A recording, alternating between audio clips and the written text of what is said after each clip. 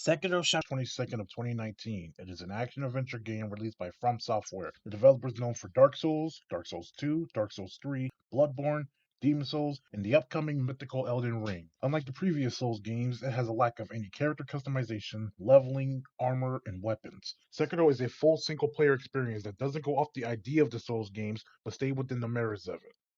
Surprisingly, with this being a single player game, it follows a narrative unlike the previous Souls games. The game has you following Wolf, or as he is later called, Sekiro. Wolf has found himself in the land of Ashina during the Sengoku period. He is tasked with finding his master, Kuro, the Divine Heir. Kuro has the Dragon's Heritage, a type of blood which allows him to grant the power of resurrection to others and even immortality.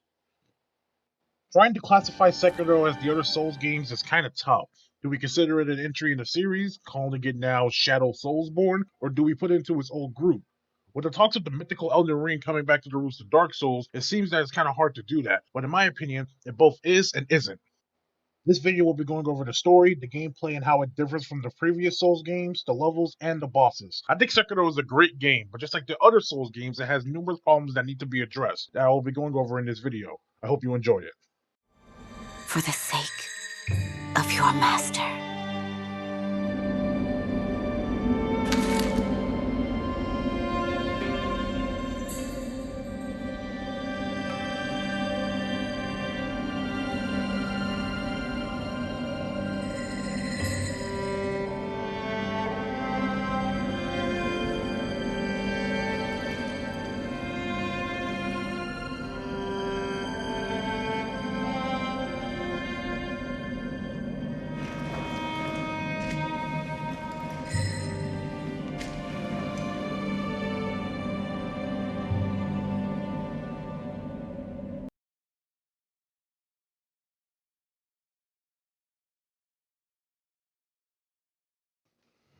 If you played the other Souls games, then you probably noticed one big difference between this and the others. There is no stamina bar. Removing this has been the game's biggest achievement. It allows for higher mobility, especially with the fact that there is a jump button now. This is why we'll start with gameplay.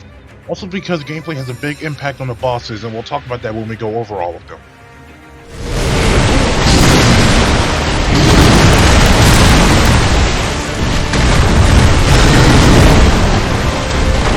You have your standard attack, a thrust, and step dodging. The new things include jumping, wall jumping, shimmying on ledges, and crouching. Instead of parrying, there is deflection, which fills up a posture meter, and not just the enemies, but yours as well. Look at the posture bar as the backward stamina meter. When it's empty, you're free to move as you please. However, when it's full, you're stunned for a few seconds. Deflecting is a very important part of the game to the point to where you'll stop trying to deplete enemy health and fill their posture instead for easier battles. Death blows are indicators that happen when an enemy's health is at 0 or their posture bar is filled. Once a death blow is achieved, an enemy is defeated unless it is a boss or mini-boss that may have more than one, and a death blow isn't required to kill enemies unless you deplete their health. I like this system because it allows you to gauge where the boss is and its abilities, and it gives you enough time to prepare for what is to come. A neat thing to note about posture is that it ties to health. The less health your enemy has, the quicker their posture bar will fill up. Some enemies have a stance that they can take to reduce their posture, and you can do the same by holding the guard button. And since this is a game where you play as a shinobi, stealth is a crucial part of it. The whole first section requires you to play this way. I usually hate forced stealth in games, but here it works. In Ghost of Tsushima, the game that inspired me to make this critique because it reminds me so much of Sekiro, also has a main character who utilizes stealth. It's surprising that both of these games have the same amount of stealth and head-on combat. In fact, I say almost 95% of the encounters go this way. Either you pick off enemies one by one or you test your merit fighting numerous enemies at once. And let me tell you, the one difference between Ghost and Sekiro is how it handles you fighting multiple enemies, but I'll speak on that later. For healing, you are given the healing gourd at the beginning of the game. The gourd requires gourd seeds that can be found and bought throughout the entire world and given to the Dr. Emma to increase the amount of uses. You also have pellets, which function similar to life gems from Dark Souls 2. However, they aren't as common. I say there are probably about 75 in the whole game, and that may sound like a lot, but the game limits you to using 3 at a time. I think they work better than the life gems because even if you take one, there's no guarantee that it will help you last for the rest of the fight. And if it does, you can't spam them, so you have to use them carefully. Prayer beads are earned from defeating mini-bosses or finding them around the world. Once you have 4, they will increase your health and posture. This is a neat way that encourages you to fight everything in the game no matter what it is. However, not every mini-boss in the game will give you a prayer bead. Memories are acquired from defeating main bosses. They increase attack power, and both these and the health earned from prayer beads will remain on subsequent playthroughs. With all these factors, it allows for a flow of combat that feels fresh. No longer is the game based on certain stats being leveled to a requirement to do such things. Wolf only has one weapon for the whole game, and if we wanted to put this into Dark Souls terms, I say he plays like a Dex character. It also tells that not every enemy can be defeated by depleting their health or by filling their posture bar. This is mostly seen in the bosses. Some of them have large pools of health and terrible posture, while some are vice versa. But it may seem like this, some enemies like Owl at first feel like they have more posture than health, but once you learn their moves, you can fill their posture bar without reducing their health to zero. Most enemies have this thing where they have 3 or 4 hit combos. After the second or third hit, it seems like you can get your own attack in to stop them, but the game won't let you. However, I feel as if these become unblockable attacks for just a second. Like the game is registering if you're going to attack before their combo is over, then it can't be deflected. And you need to attack at the right time to disrupt their combo, but most combos can't be interrupted unless the posture bar is filled all the way up. Genichiro is the biggest example of this. His whole fight is filled with his combo attacks. He does have wind-up animations for his attacks, and they always leave openings that you think you can get an attack in, but you're going to be damaged if you try to attack anyway. There are also times where you will deflect an attack and still be damaged, and this is different from attacks that didn't deflect in time. There are combos that lock you into a string of attacks and can't be deflected once triggered. A perfect deflection is indicated by orange sparks, so to see my perfect deflection only to still be damaged hurts more than the damage I actually take. It goes to show how many enemy types there are in this game. There are enemies with swords, spears, clubs, axes, bows, fucking guns, balls that curve mid-air, enemies with lightning require the use of lightning reversal, and hell, there are bosses that have most of those in one, and bosses that utilizes many of the game's status elements.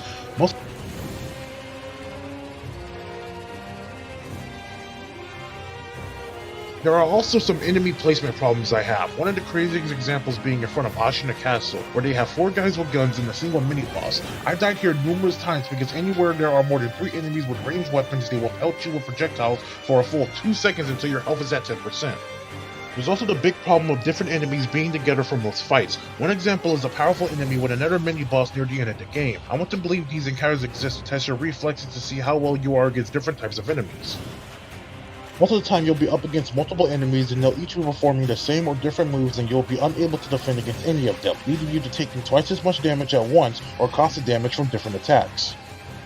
There are even instances where the enemy will be able to attack you even if you are still technically in an animation of death blowing another enemy. Bosses will attack you the moment you revive, and some enemies have quick attacks that come so fast that you're unable to react to them, or you only have the chance to react to them if you know it's coming.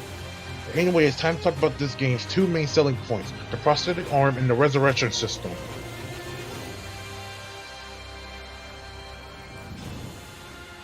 The prosthetic is given to you right after the first boss. The first thing it teaches you is the grappling hook. The grappling hook is used to grapple trees, buildings, and scaffoldings in order to progress or move around. There are also lighter things you can grapple onto that will propel you forward. The grappling hook can only be used within certain proximity of things, and this is where my first problem comes in. Out of everything in the game that can be upgraded, the grappling hook is not one of them. This may seem like a nitpick or something that really shouldn't exist, but I do think the grappling hook should have more range. The next notable thing are the 10 prosthetic tools that can be found around the world and used in combat. These 10 tools each have their own functions and abilities as you upgrade them. Each of these tools needs spirit emblems to use. These can be found around levels or can be purchased in this game's version of the bonfire, the sculptor's idol. However, I don't know why the price of the emblems goes up as the game goes along. I'll go over each tool and explain their uses and flaws. The first one is the Shuriken Wheel. This one allows you to disrupt enemy attacks. The best use of it is for quick enemies like Lady Butterfly and other enemies that fly around in the air. Smaller enemies like dogs and monkeys die instantly when hit by one of them. On the surface, this is one of the better tools because it has strength for both quick and heavy enemies. I said earlier that some foes have the ability to wipe off half of their posture with a special move. Well, use the Shuriken and you'll stop that before it happens. Each upgrade increases its strength, and it also has an upgraded version which utilizes weapons used by a previous boss, which is one of the few times you'll get a boss weapon in this whole game. I started with this one for 2 reasons. First, this is the first prosthetic tool you'll find in the whole game, and second, this tool is one of the best in the entire games in terms of design. It is the only one besides the next one, which each upgrade builds on this foundation and actually improves combat and the use of the tool. The second tool is the Firecrackers, and it is single-handedly the strongest tool in the whole game. It can stun any enemy, and I mean any enemy. The only enemies this doesn't work on are literally the ones that don't have heads. That means 95% of enemies are susceptible to this one tool. The fact that it's acquired so early is just as crazy. The upgrades are okay in my opinion. The last one allows you to harm apparition-based enemies, but there is no damage output at all, so I would prefer to use Divine Confetti. Plus, most apparition enemies attack really fast or hit really hard, and this tool has a delay on it when it works, so I don't think it's very viable. The next tool is the Flame Barrel. This one is very useful on larger enemies, and it just feels awesome to use. When paired with oil, you can set enemies on fire and keep constant damage on them. The upgrades for this tool are also wonderful. I've never seen a flamethrower in another game done so well, and I think the apparition version of this tool is so much better than the one for the firecracker. This one has a much better damage output, and when you pair it with the living force skill, it basically becomes a better divine confetti.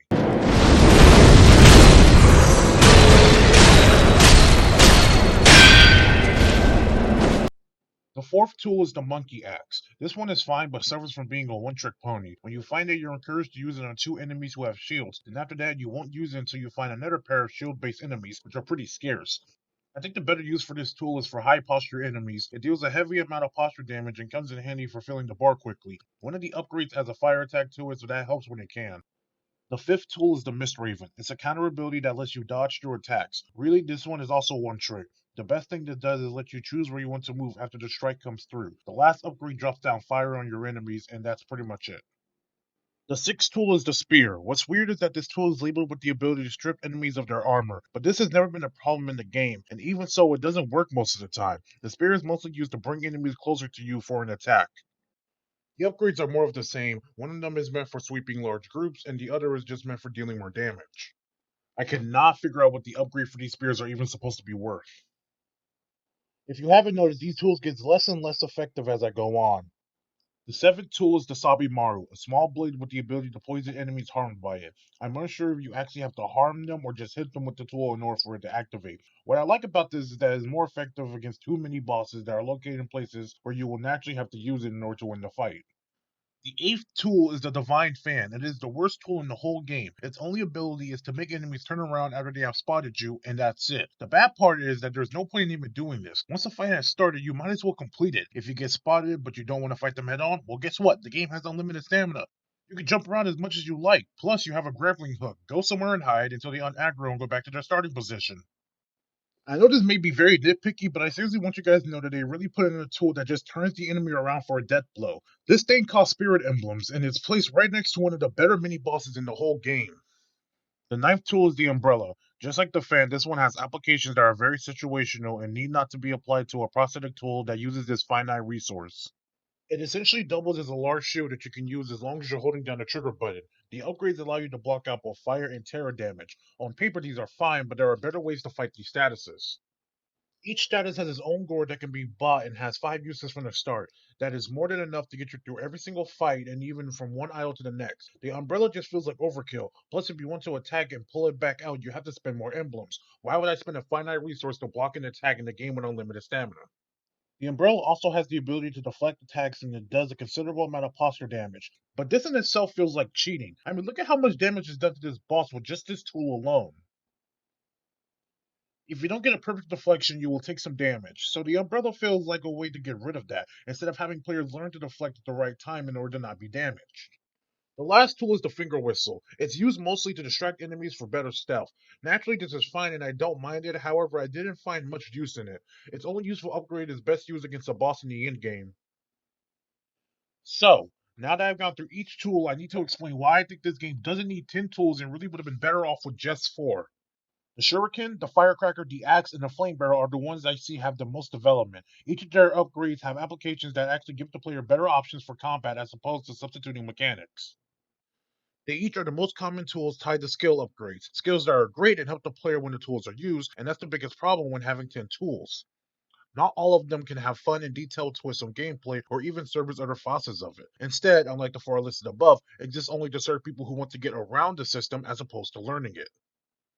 Enemy too far away? Well, plug them forward with the spear. Even though you have a limited stamina, you can just run from them. There's even an animation tied to this. Getting spotted during stuff? Don't worry. Turn the enemy around and death blow them, even though you can just grapple away and unaggro them. An enemy has a large hammer and is going for a slam attack? Pull out the umbrella and block the hit, even though you can run around them and dodge the attack before the attack even starts or finishes. I believe the Sabimaru should have been repurposed as a shuriken upgrade, one that adds poison. In fact, all the tools I listed above should have the elements applied to them. The shuriken gets poisoned, the axe gets fired, the flamethrower gets terror, the firecracker could get a small bomb tool, or even a smoke bomb substitute. I know there's a smoke ninjutsu, but I think it would have been better as a tool. The reason I think most of the tools exist is because of the bosses, because obviously the game was built around the bosses. But as someone who has gone through the game numerous times, I can say with full confidence that the more bosses you face, the less tools you will use. There are 5 skill trees in the game. Each skill tree comes with a mix of combat arts, skills, and latent effects. Most of the combat arts don't cost spirit emblems, and the latent effects are actually really useful. Each tree can be earned at different points in the game, but all can be earned relatively easy. But to be honest, all of these skill trees are useless. First, there are skills that have no right being skills. Meter deflection, combat arts, and prosthetics are things you have to unlock via these trees. The only thing I think makes sense to unlock is the mid-air death blow, mostly because not many enemies fly around in the first place. As for the latent effects, like increasing the strength of your healing gourd, I think an alternative similar to the kindling in the previous games could have worked. Or maybe you can get these upgrades from Emma since she is the doctor, and I think that's the biggest miss of the whole game. First, it almost feels like this is a substitute for a ring system that was once in the game. Some of these upgrades feel like things that should just be applied to rings. Sekiro has the weakest set of NPCs in any of the Souls games. They aren't awful, but they don't provide the same flair and charisma as the others in the previous titles. And I think that since this game is following a much more simple narrative, it could have had these characters exist in a way for Wolf to expand his understanding of Lashina, while simultaneously giving an interesting side quest. The latent effects that increase the strength of healing items could have been given by Emma. Anayama could have granted you money upgrades since he's a merchant. Ishin could have granted the Ashina skills. The Sculptor could have given you the prosthetic skills. The Divine Child could have upgraded the candies. Say you bring 30 candies and the heads drop from the headless and then you get the unlimited use candies. And Wolf himself could have learned more shinobi skills by seeing the remnants or using the memories. The skills you get from defeating bosses are actually very helpful and act as a way to open up new areas and surprises for the world, whereas the skills you get from the trees open up things in the combat that should have already been there. My biggest gripe is with the combat arts. On the surface, they seem like small skills to help in battle, but naturally what I learned is that these things exist to get rid of combat. Whenever I use them, there are 2 outcomes. 1, I'm interrupted and don't want to use them again, or 2, the skill serves as a way to beat the enemy without any fighting whatsoever.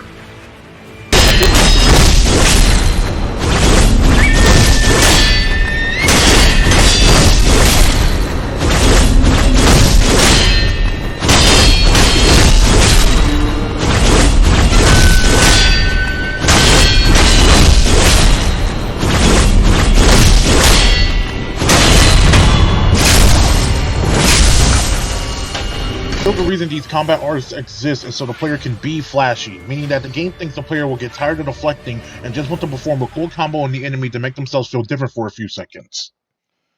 There is one skill that I think is the best in the entire game, the Mikiri counter. This skill is highly important, and every single Mikiri counter I landed made me feel awesome. It's so refreshing to see an incoming attack and to actually have a counter for it. This is one of the best things in the game, and it is worth praise. I think the resurrection is a welcoming mechanic in this game. Dying has different meanings in this game, and when you die, you'll only lose half of your money in XP. However, dying too many times will cause Dragon Rot, which will lower your chance of this not happening. You get 3 charges in the whole game. Once one is used, you must perform another death blow to a boss or deal enough death blows to regular enemies before you can get another usage of it. Collecting soul to refill your god just takes a lot of time, and I think something else could have been used to refill it. If I did want one more thing, it's for reviving to refill your spirit emblems and items at least by half. Deciding to get up after dying means that you intend to continue on, and even though I went on a rant about tools, there are items and some tools that can be used repeatedly in the fight. There are some other things I want to address before I end this portion.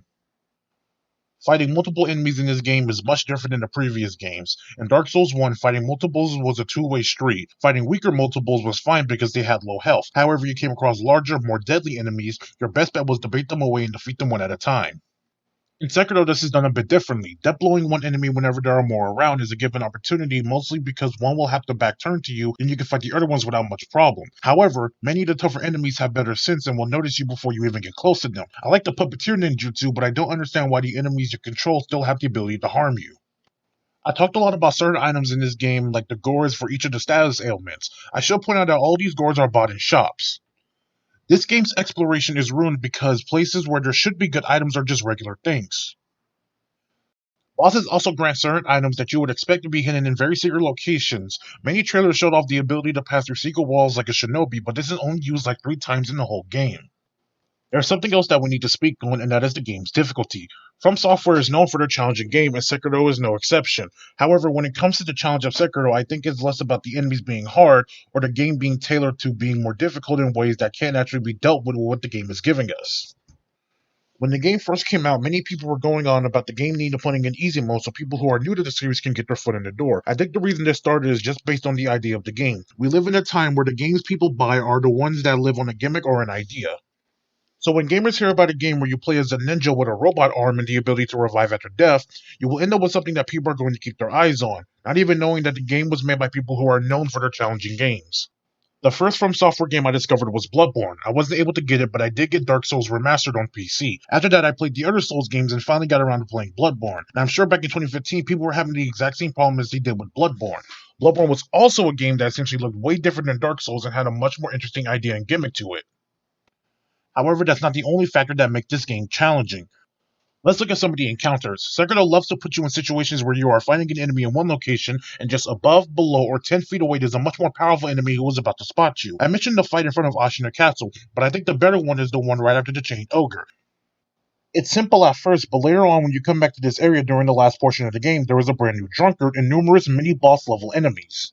The worst offender of all of this is the rematch with the Headless Ape. During its second phase, you'll have to fight a brown ape that looks just like the Guardian Ape. In the lore, this brown ape is the wife of the Guardian Ape, and it looks just like him and even fights the same.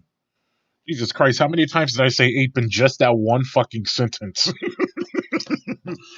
This battle feels like some super challenging. Let's see what happens if we put two bosses together mod that someone would make. You seriously have to fight both forms of this boss at the same time, and it never gets any fun trying to micromanage them. The second worst is when you return to Ashina Castle to fight Owl, and the rooftops are littered with these ninjas. The ones that have been placed one at a time, now there are just tons of them in this one area, and they have good senses, so they'll just be able to gang up on you before you even finish or have the time to react.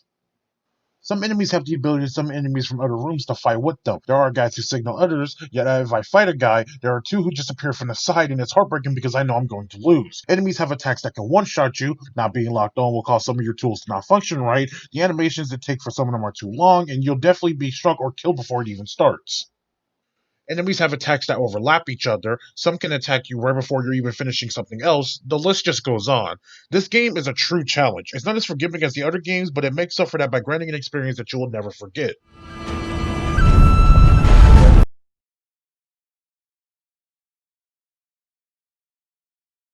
So let's go over all the areas and the bosses that go along with them. We'll talk about the story after this section. First, I want to point out something that makes Sekiro different from the previous games in terms of level design. Gone are shortcuts and maze-like arenas. Instead, each area is a straightforward path that has you fighting numerous groups of enemies one after the other, with a mini-boss or two spread between them. It also goes to say that some of these areas are very small, which is a shame because some of these locations have the ability to be expertly crafted zones with more to do to just fight the same enemies over and over. So let's start with the tutorial area. One thing I can say in the way of praise is that these areas do change over the course of the game. The first 3 areas go through 3 changes in the entire story, and I think it's fantastic. This first area introduces you to stealth, and this is something the game almost never does again. There are other sections where you have to use stealth, but you still have your weapons. I would have liked to see more moments like this throughout the story, where you don't have any weapons and you just have to get through without fighting any enemies. You then go back through it with your weapon and hail all the enemies in the way, to get to an area to progress the story. Ashina Outskirts is a fine area after this one. It serves as an introduction to many enemies in the game. You'll also come across a mini-boss where most players will die, and I think this is a good explanation as to how resurrection should be used in the game, against the bosses. Many players are going to be unsure of combat at this point and will definitely be killed by this guy, so then you are advised to use the revive to continue your fight against enemies with more health. When this comes in, you start to realize that both you and the bosses work in a similar way. You can see your revive charges the same as the enemy's death blow markers. You'll eventually come to a woman who mistakes you for her son. She will give you a bell that you can send back to the temple in order to access a secret area. We'll come back to this in a second. I am not your son. Continuing on, you'll find a shop atop a cliff that sells the firecrackers. After this, the next mini-boss is the Chained Ogre. However, you have the power to eavesdrop 2 guards and they'll say all out that fire is the best tool to use against the ogre. If you talk to the merchant behind them, he says that he remembers seeing a flamethrower back at the Harada estate. So let's go there before we continue. Worst happened. Only choice is to use fire. Those red eyes fear fire. That's what the Lord's proclamation said. truck. The Hirata Estate is a pretty impressive level. It's recommended to go here before you get to the Ashina Castle. Just in this first area, there is a lot to see. This is also where you'll learn you can actually swim in the game. You'll run around some destroyed homes and eventually find both the axe and the flame barrel. The next area has you going up against a mini-boss, and it brings back that problem I have about enemy placement. First, you'll notice the enemy in front and by the flowers, as well as two who are in clear view of the whole area. Then there's the chance where the mini-boss will spot you before you even have a chance to take down the other guys. What I really dislike about this is that if you're going to block up the area with a fog wall, then at least make it a one-on-one fight. Instead, you'll kill each enemy one by one, run away, and then come back. The mini-boss himself is actually a good challenge at this point. You'll be advised to spend skill points in order to buy the Makiri counter, which will disrupt his thrust. But like other skill wielders, he follows the same problem of his attacks being a grab when they appear as a thrust. After him, you'll continue up to the estate itself where you will find Owl about to die. He'll give you a key which will let you into the boss room. He says to take the back entrance into the rest of the estate. Once inside, you will find a mob of enemies you can face, or you can simply run along the rooftops to avoid them. You then come to another mini-boss encounter with Josie the Drunkard, and the problem I had with the previous mini-boss is gone with this guy. Like I said, you have an NPC to help you in the battles even out. Josie can be tough for some players, but he is very susceptible to being set on fire. After him, you'll come down to the boss room with Lady Butterfly. Right off the bat, they'll tell you how to deal with her. Step dodge. She's very susceptible to this tactic, and just pulling this off is enough to get through the first phase. The shuriken also works well when she walks on her strings or starts moving really fast. The second phase involves her summoning illusions to strike back at you. An item given by an NPC just outside the room will let you kill all of them at once, but he only gives you one, so it's best to use it carefully. You'll now return to the Ashina outskirts and fight the ogre. He's not as aggressive, but he is tough. He'll mostly loop through his grab attacks to get you, and like earlier, he is very weak to fire. After him, you come to another mini-boss encounter, this time with a larger spread to fight around. I actually like this zone, however too many enemies are bunched up together behind this wall. The mini-boss is a tougher version of the last samurai. His moveset is similar, so there should be a lot of familiarity. If you come back to the side, there is a chance for you to fight the headless mini-boss, but we'll come back to them later. Afterwards, you come to one of the coolest encounters in the entire series. Oddly, it's incredibly short. This large snake should have been a large-scale encounter that you have followed throughout the entire area, not just this one part. Imagine using the snake's body for cover as you have to transverse around it, to the point where you actually do get to the attack to where you knock out one of his eyes and essentially move on to the next area. After this, you come to another small group of enemies, and if you haven't noticed, that's a theme with this game. Every single area in this game is just small areas with a lot of enemies. You can stealth or fight these guys or just skip them entirely. You'll eventually come to an NPC who was crying that his horses died. He says that it was all because the horse was scared of gunpowder, which is foreshadowing to the fact that the firecrackers will be useful in the fight against Gyobu. But anyway, let's talk about him. I'll let him introduce himself. My name is Kyobu Masataka Oniwa! I love this boss. He is by far one of the best first bosses of any game I have ever played. I love how he'll scream at you throughout the battle. His horse running around gives you adrenaline to keep up with his pace as well. I almost have no problems with this fight, except for the fact that when you get closer to him, his attacks become harder to see. Overall, this boss is a great way to start the game.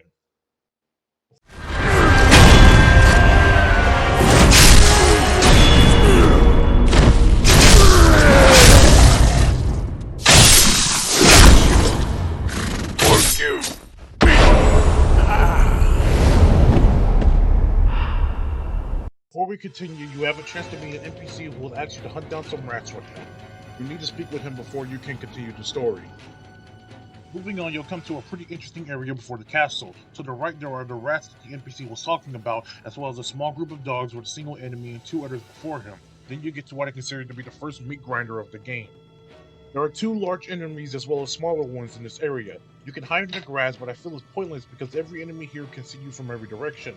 So no matter what, I have to ask, what am I supposed to do here? In fact, there is an answer. To the side, there is a backpack you can take to avoid this area entirely. Once you pass the gate, you get into Ashina Castle, and right away you're thrown into another mini-boss. The Blazing Bull is the first mini-boss I would call kind of unfair. This guy is incredibly aggressive. He runs around the area but doesn't give you much room to do anything. You can stun him with the firecracker, but about 4 seconds afterward he will swing his fire log around, dealing insane damage and filling up the burn meter. What I find crazy is that this is the first of few mini bosses to have one design element that make them difficult as opposed to them being designed to be difficult. If you remove the Fire Law from this build, then you remove everything that's dangerous about him. I would have preferred if this guy wasn't a rampaging monster and instead would have been more clear direction in his design. As it stands, this is the only thing this guy has going for him. It reminds me of the Capra Demon in Dark Souls 1. The two dogs were there because Capra is just a simple fight on his own, whereas the same applies here. I feel that no matter what, every playthrough you're going to forget this guy's moves. He also starts a small problem I have with deflecting, because he can be deflected, but it's never communicated that he can be. So far, we have only been deflecting bladed weapons. When someone gets here, they will never know you can deflect his attacks, and that is what is going to cause most of their deaths here. There is also this weird thing where he will rampage and hit his head on the wall and die instantly. I have no idea why this happens. And that was a lot, right? More than I've spoken for mostly any other mini-boss in the game so far. Well, there's more. I think that every one-phase fight in this game just suffers from something. Either it's boring or its design is just wrong. Lady Butterfly seems to be the only one free from this rule. Defeating the bull gets you in front of Ashina Castle. There are tons of ways you can go from here, but for now let's talk about one of the alternate routes, and that's going back to the starting level. At the top there is a pretty challenging mini-boss that I consider one of the best in the game, mostly because it is a great test for deflecting and dealing with spears. You can also return to the well you were at the beginning of the game to find a pretty strong ninja to fight. He's a good challenge, and he has tons of attacks that can be tough to figure out, but once you do, you'll be able to take him down without a problem. My only gripe is that this area is really small for someone so fast, meaning the camera will get stuck on things most of the time. You can also pick up the spear tool in this area. Climbing up the castle, you'll come to another samurai mini-boss, and he's the toughest of them so far. Not due to his moveset, but due to the fact that there are 4 ranged fighters in his way. The only way inside the castle is on the rooftops. The enemies up here are pretty fine. They have quick moves and throw projectiles at you, but they're nothing special. You'll enter the castle via a window, and you'll go inside for a good stealth section, or about half stealth. Every enemy here moves in a way that allows you to take them down without alerting another. However, it ends when you get to the 2 guys sitting before each other. Then you get into a room that has a weaker enemy in front of a stronger one, which is probably a fuck you have to fight the stronger enemy placement. There are some other guys near here, as well as a secret room to where you can get some good items. The Ashina Elite is the next mini-boss. I like him because he's relentless. His double slash attack will kill you almost instantly if you aren't careful. This is another deflection test, as it shows if you deflect at the right time, you'll take no damage. Going from here, you'll make it to the top and fight Genichiro. I like this fight for a lot of reasons. Genichiro is a great villain. We'll go more into him on the story section, but I think his fight is a true test of everything you've learned so far. He employs numerous combo attacks and range attacks, most of which require deflection. His third phase is a lot more aggressive. He'll incorporate lightning, which needs the use of the lightning reversal, and I think there should have been a test for this before the fight, because you won't come across any other lightning-based enemies until the end of the game. Overall, this fight is incredible. After this, you have to go out to one of the branching paths, and these next few areas are a mix of good and bad. First, let's talk about the abandoned dungeon. This is a small area, and its only notable things are the life-sucking enemies and one mini-boss. The mini-boss here is cool-looking and is one of the battles I think this game needed more of. He pelts you with range of attacks tied to a certain status element, and he'll teleport away before coming back with a Kamehameha blast. He's an apparition-based type enemy, which means he will need to use the divine confetti in order to take him down easily. From here, you can go to 2 other areas. I think it's okay to choose between any of these because I believe you should do the second valley last. So if you continue away from the mini-boss near the idol, you'll come to Senpo Temple. This is a sort of long yet good zone. The enemies here don't have bladed weapons, but you can still deflect their attacks, which is communicated better by having one enemy at the start. Some of the monks will use the sugar candies in order to increase their strength in order to fight you. You come to the second meat grinder in the game. However, this one is a lot more manageable. There are 4 monks, but about halfway through there will be a large guy who's going to come in a fight. Once you beat them, the guy sitting in the center of the room will also prove to be an enemy. Outside is yet another meat grinder, this time not as manageable. There are regular enemies as well as a dual-bladed monk that realistically should have been turned into a mini-boss. Afterwards, you climb the side of the mountain and fight small little assassins. The biggest problem, tee-hee, with these guys is that they're so small that you can't see what attacks they're going to do or even deflect them, but they can deflect you. You move forward and come to one of the most creative encounters in the whole game. The Armored Warrior is on the list with the Shishiman Warrior as a wasted concept for this game. You can't damage his health, but his posture can be filled. You'll also notice that the area around you is very destructible. You're meant to knock him off the edge and watch him fall to his death. This is a one-phase fight done right, and I really wish the game would have had more fights like this. Afterwards, you retreat to another small area with some enemies. If you head down, you'll find a small temple with another deflection check mini-boss. Going upwards, you come to the temple itself. The bullshit thing this game does is put two dual blade monks right outside of the door. It's strange because as you open the door, they won't spot you right away, and when they do, they are unable to damage you because you're still in the animation of opening up the door. So I have to ask, why are they here in the first place? You ring a bell and are transported to another dimension where you fight the boss of this area, the folding screen monkeys. The folding screen monkeys are good. I hated this boss a while ago, but now I think that I kind of enjoy them. You're meant to find 4 monkeys and kill them in order to progress. They will move about frantically when they spot you, and are really fast and can jump insane heights in order to get away. They can each be stunned with the firecrackers. Don't worry about them being much of a fight as they have low HP. I like the concept for this fight. You actually have to use your shinobi skills in order to actively find the monkeys. If there is one thing I hated, it would be the apparition monkeys that are only here so you have a reason to die here, and that 3 of the monkeys are right in front of you and behind you as soon as you start. After this, you are given a new weapon by the Divine Child. I accept its power. This area is the Ocean of Depths, and I think this may be my least favorite area of them all. To get here, you have to take the blocked off path by the Shishiman warrior and jump down a large hole. You'll go through a small dark zone and then come to a poison swamp, and I hate this room. This room has enemies with projectiles and each of them can snipe you from very far away. The mini-boss is a boss version of these guys, and I don't like this boss. I can't even say why, I just don't. It's even worse that you are forced to fight her. After this, you climb out of the cave and come to a mist forest. The enemies here are also ghost-like, but they are still the same wicked enemies you've been fighting in every other zone. If you aren't careful, you will come to the first encounter with a headless here, which is a good time to talk about them.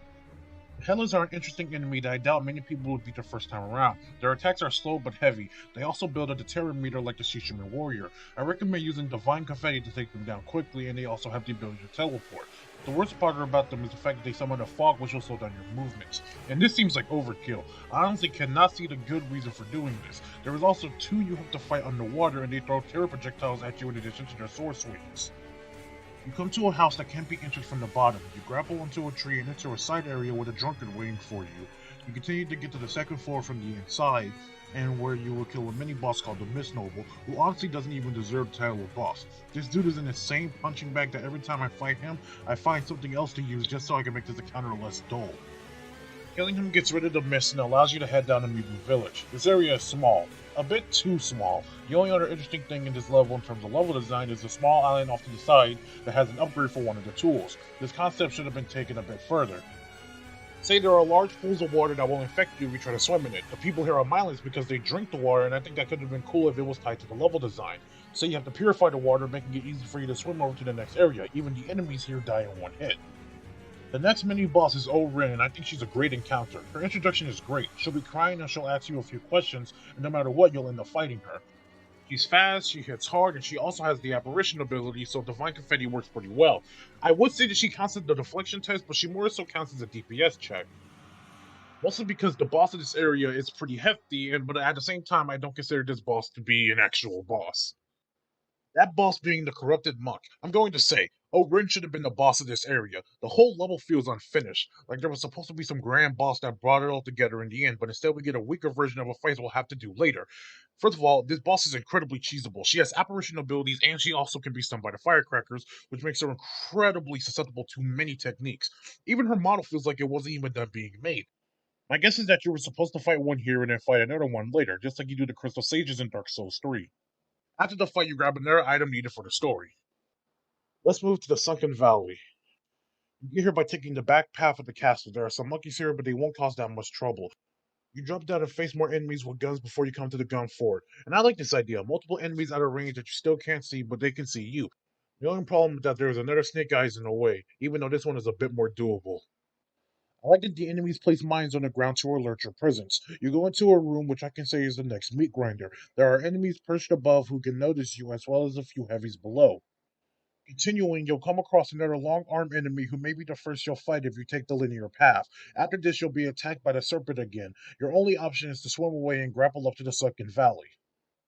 I think this area looks great, however there isn't much going on here. Below is a poison swamp, but I found it better than the previous one. Mostly due to the fact that the enemies here aren't really that threatening. Well, not all of them. You'll soon come to a large group of monkeys just standing about for no reason. I honestly can't figure out the reason as to why they're all bunched up together like this. The worst thing they do is make your frame rate drop. The boss of this area is the Guardian Ape, and I only like half of this boss. Literally half of it. The first phase is very aggressive, almost too aggressive. He runs around a lot and never leaves a clear room open for attack.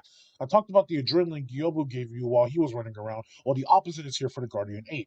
Every time he started to run, I was beginning to get bored. His attacks have a very large range, and he also most of the time ends up just flailing around. He also suffers from his attacks being unable to tell if you can deflect, but you can deflect them, but there's no way to know. But anyway, once you kill him, this happens.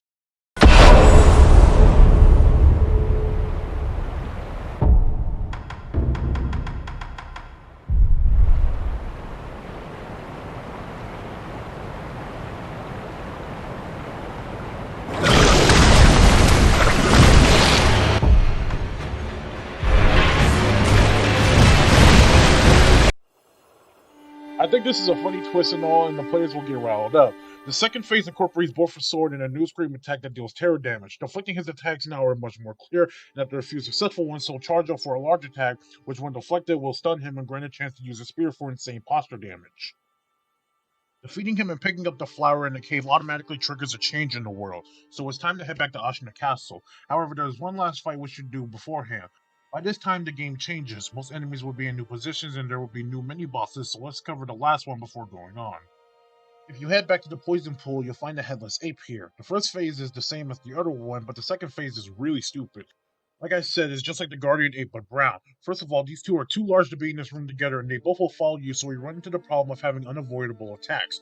Only one of them is susceptible to firecrackers, and just like before, you can barely deflect their attacks. It's also really strange that this encounter is here. I really would have preferred if the headless ape instead burst into a third phase, so it makes the centipede inside much more threatening. So you head back to Ashina Castle and climb back up it naturally. There are some new Blade Red guys who can prove to be a challenge. More of the Lone Shadow Ninja have invaded the castle and are roaming where the other ninjas were.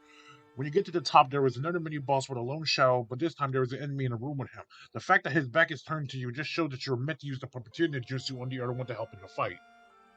At the top, you'll find out that Owl isn't dead. He'll give you a decision, and you'll have to choose between one of the two, and you'll be given different bosses depending on which one that you choose.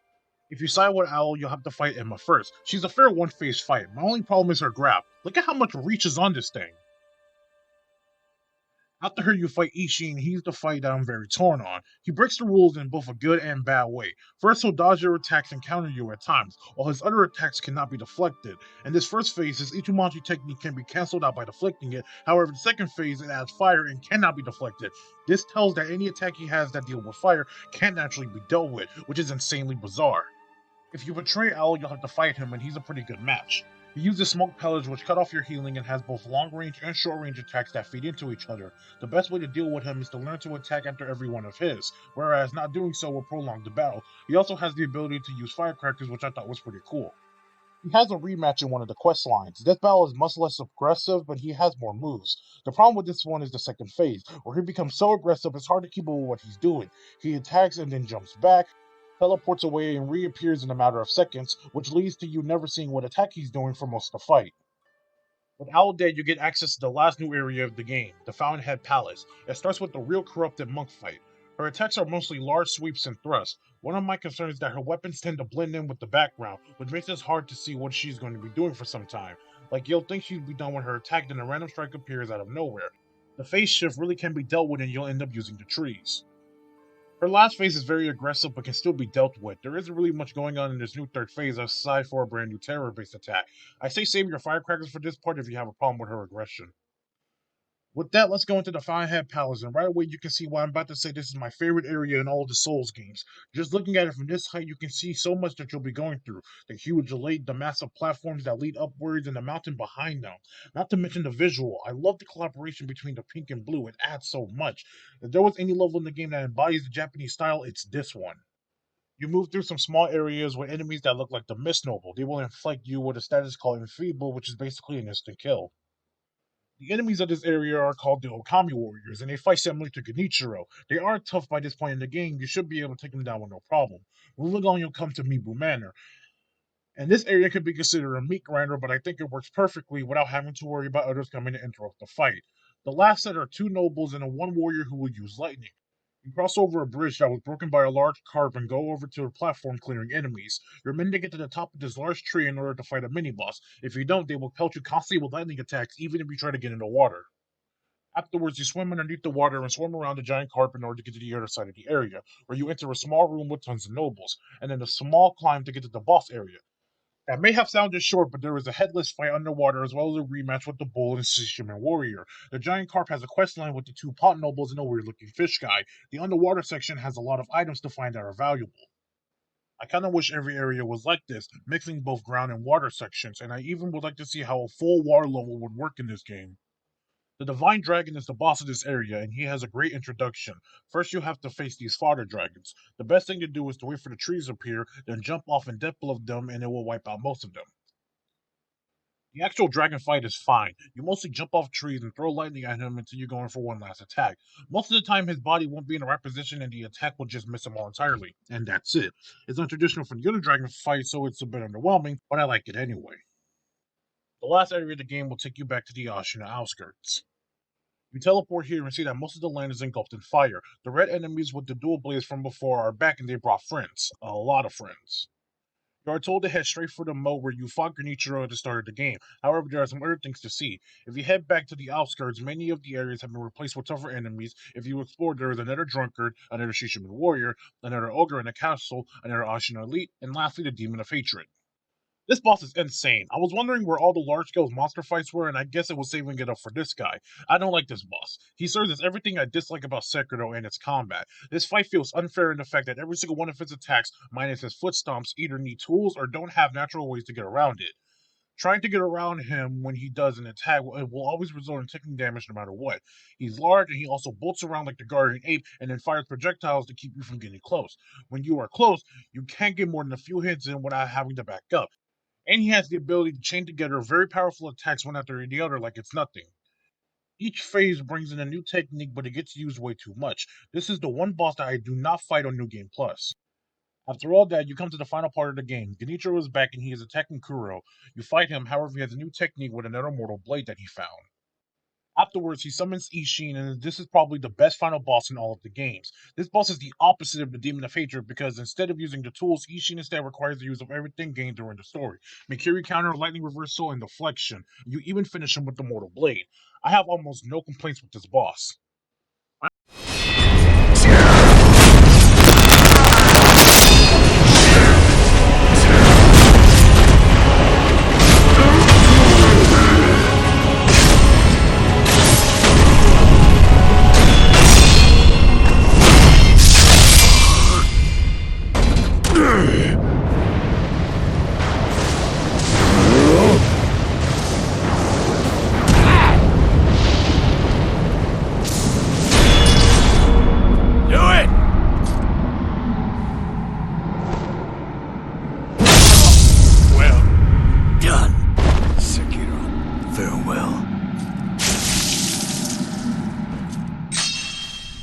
That's all the areas and bosses in the entire game.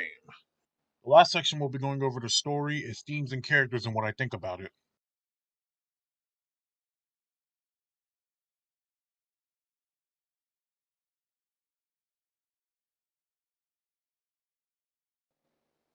So the story goes like this. Wolf wakes up in the well having lost his will to live. He is instructed to head for the Moonview Tower to find Lord Kuro. Once there, Kuro gives him his sword and tells him to head to the secret passage beneath the moat bridge. Once there, you confront Genichiro and he cuts off your arm, and he kidnaps Kuro. You wake up the next day inside of a temple where the sculptor greets you. He tells you that Kuro has been taken to the top of Ashina Castle and is being kept prisoner there. So you run through the outskirts and defeat Gyobu in order to get entry into the castle. You climb the castle and face Genichiro.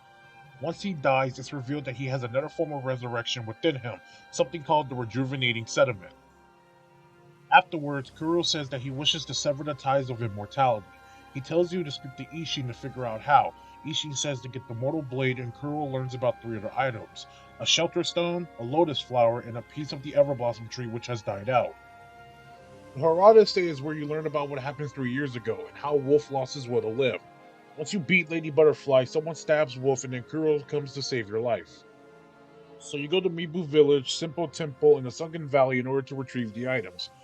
Once you gather all 3 of them, you'll notice that you can't warp back to Kuro, so you take an alternate way back and see that the castle has been overrun with shinobi. You'll also catch a glimpse of an interior ministry soldier here. You reach the top of the castle and see that Owl is still alive, and he wants the power of the dragon's heritage for himself. He asks you to forsake Kuro. You can refuse, which is what most players will do. Agreeing with him will make you fight Emma and Ishin. By disagreeing, you fight Owl and see that he has the branch to the Everblossom tree. You take them to Kuro and make the Fountainhead incense. Kuro sends you back to Mibu village in order to be taken to the Fountainhead Palace. You fight the corrupted monk and then you fight your way through the Fountainhead Palace.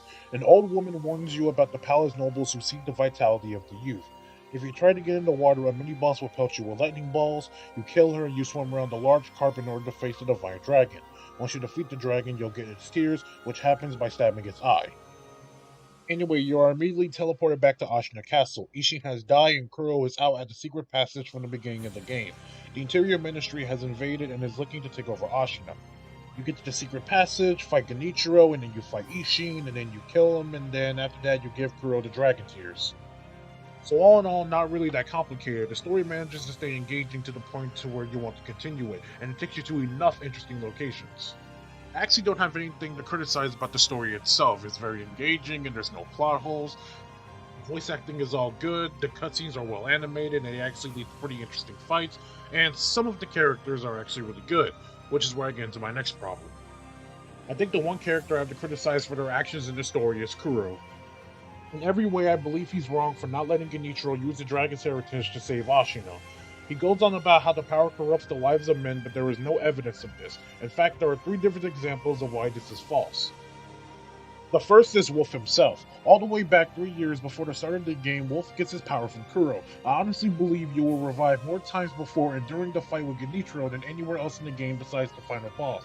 And if you're worried about Dragon Rot, Emma tells us that there was a pandemic a while back and no one had to cure her. However, as soon as you come to tell Emma about it, she discovers a cure in less than a day. The second are the centipedes. Most of these are found inside of bosses or enemies and have reduced them to mindless beings who flail around and kill things. After acquiring the mortal blade, we specifically use it to kill these things. The third is the divine child of the rejuvenating waters. She is the experiment of the simple monks trying to create their own dragon's heritage and killing numerous children in the process, leaving only one. The same rejuvenating waters which led to the creation of the Taro troop enemies, making mindless men who attack anyone and everyone. This doesn't corrupt the men, these do, false versions of immortality. It also goes into the fact that Ashina is in a time of war. I should point out that I don't believe Ashina is as bad as the place as the other locations in the previous games. Lordran was run by people who overthrew a powerful race and had no way of living in the world they created. Frank Lick was run by a bunch of people who were trying to fight a curse that they didn't even understand. Lothric was so thirsty for fame that they forced their own prince to become one of the most powerful beings in the world despite knowing he was as sick as someone with COVID. Narnum was run by dumb fanatics who tried to harness a power that even the beings who had the power had no right in having. Ashina is not a cesspool melting pot of idiots who are trying to become more than what they are. It's home to people trying to save the land during a time of war. Numerous enemies talk about the war and how they are trying to prepare for it. Excluding the enemies in the Harada estate, the first 1, 2, 3, 4, 5, 6, 7 mini-bosses you fight are all people or things needed to fight for Ashina, and just like that we get rid of them like nothing. If you count Gyobu begs for Genichiro's forgiveness because he knows that he has failed to protect Ashina Castle. I really don't think anyone here is planning to use the dragon's heritage in such a way that will corrupt the lives of men. I just went in on how that's impossible. Kuro speaks like he knows what's best. He's someone who doesn't want to be responsible for one small bad action that happens somewhere down the line.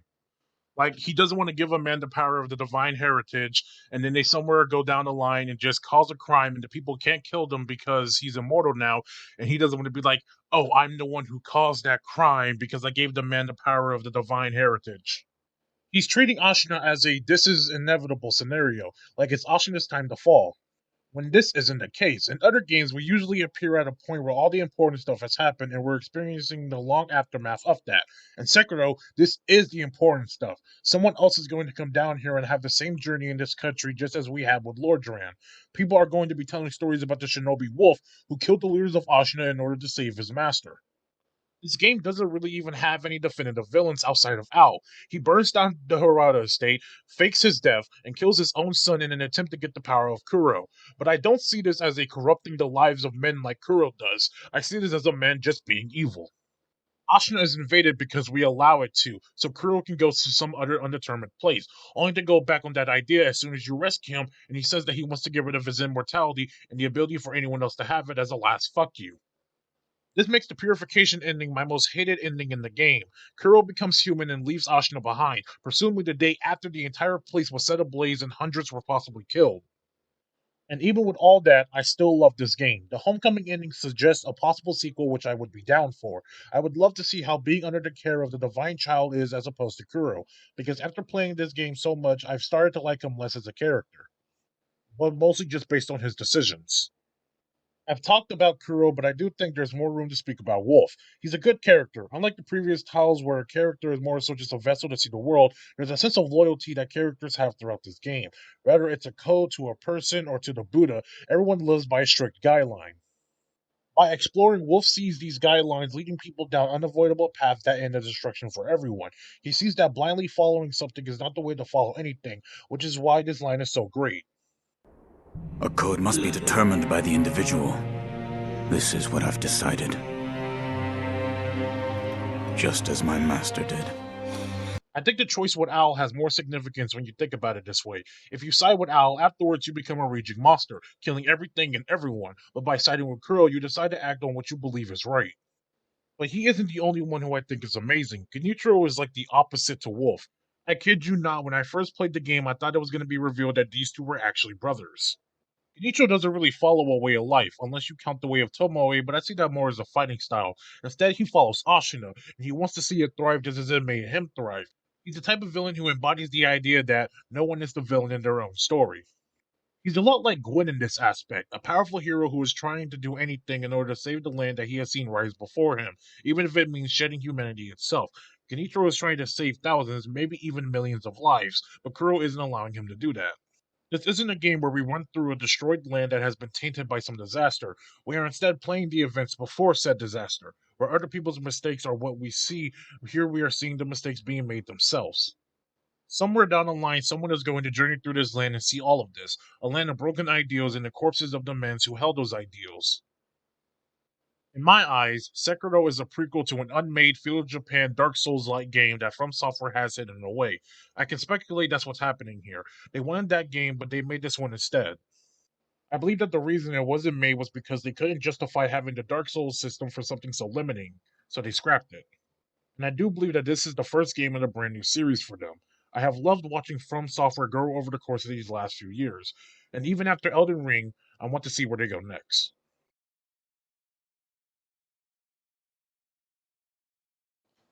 So I just want to thank everyone for watching this video. This is the first video of this type that I've tried making, and I can just go on ahead and say that this took me a lot longer than it naturally should have. Um, I can, well, what damn, what do I even say? This is my first time doing this. I can probably see you guys having some problems with the audio. I just want to say that I'm recording this on a fucking really shitty microphone I have on the side of a gaming headset that I have. I do have other videos I want to work on, and I have coming that, yeah, but I do plan to get some better sound equipment, make sure all my stuff is just better for the next video because I don't want this to be a normal thing. I don't want to be known as the guy with the bad audio. So that's something I'm really going to work on. Do I have anything I didn't have the chance to put into the video? No, I don't think so. I don't think so. So yeah, I just want to thank everyone for for watching the video. First time doing something like this, and it was a lot of hard work, and I managed to get it done. And I hope you all enjoy it. Thanks.